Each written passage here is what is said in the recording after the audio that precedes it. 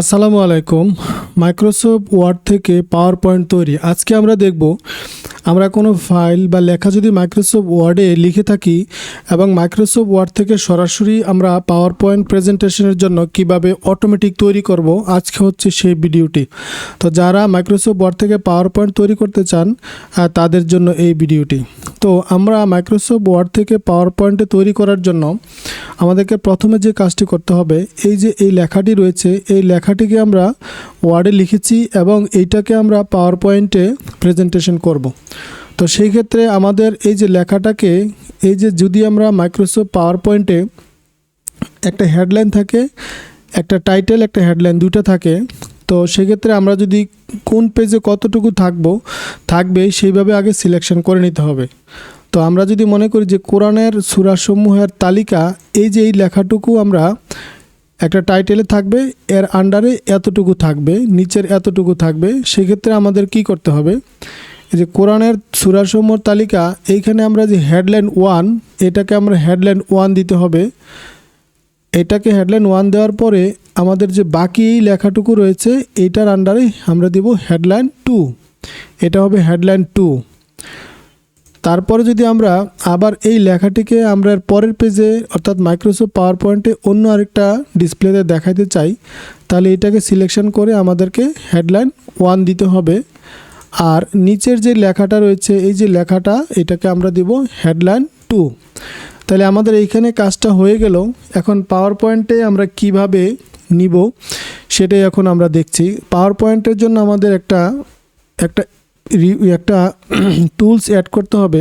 সেই ক্ষেত্রে আপনাদের এই ছোট্ট টুলসটি রয়েছে, এইখান থেকে এই যে কাস্টম কুইক অ্যাক্সেস টুলবার, এখানে ক্লিক করতে হবে। ক্লিক করলে মোর কমান্ডস, এই যে মোর কমান্ডস, অর্থাৎ আমরা একটা কমান্ডস নিয়ে আসব। এইখানে থাকবে কুইক অ্যাক্সেস টুলবার আর উপরে পপুলার কমান্ডস, এইখান থেকে আমরা অল কমান্ডসে চলে যাব। তাহলে আমরা কুইক অ্যাক্সেস টুলবারের আন্ডারে পপুলার কমান্ডসের জায়গায় আমরা অল কমান্ডসে চলে যাব। এই যে অল কমান্ডস। এখন অল কমান্ডস থেকে আমাদেরকে একটি পাওয়ার পয়েন্টের সেন্ড টু পাওয়ার পয়েন্ট এই অপশনটি খুঁজে বের করতে হবে। সেন্ড টু পাওয়ার পয়েন্ট, দেখুন আমরা সেন্ড পাওয়ার পয়েন্ট, এই যে send to Microsoft power point, বুঝতেই পারছেন। আমরা এই যে এটা সেন্ড টু পাওয়ার পয়েন্টে মাইক্রোসফট পাওয়ার পয়েন্টে ক্লিক করব।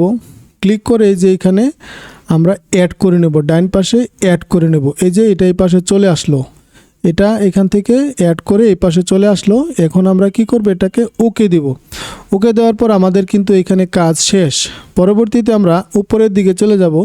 এই যে দেখুন এইটা কিন্তু তখন ছিল না, এই যে send to Microsoft power point তখন কিন্তু ছিল না। তো এটা আমরা এইখান থেকে অ্যাড করে নিয়েছি, এইখান থেকে মোর কমান্ডসে গিয়ে আমরা মাইক্রোসফট পাওয়ার পয়েন্টটা অ্যাড করে নিয়েছি। ওকে, তাইলে এই বাটনটা চলে আসলো। এখন আমাদের কাজ হচ্ছে এই যে মাইক্রোসফট এইটা send to Microsoft power point, এইখানে আমরা ক্লিক করব। জাস্ট এইখানে ক্লিক করব, দেখি আমাদের কি হয়।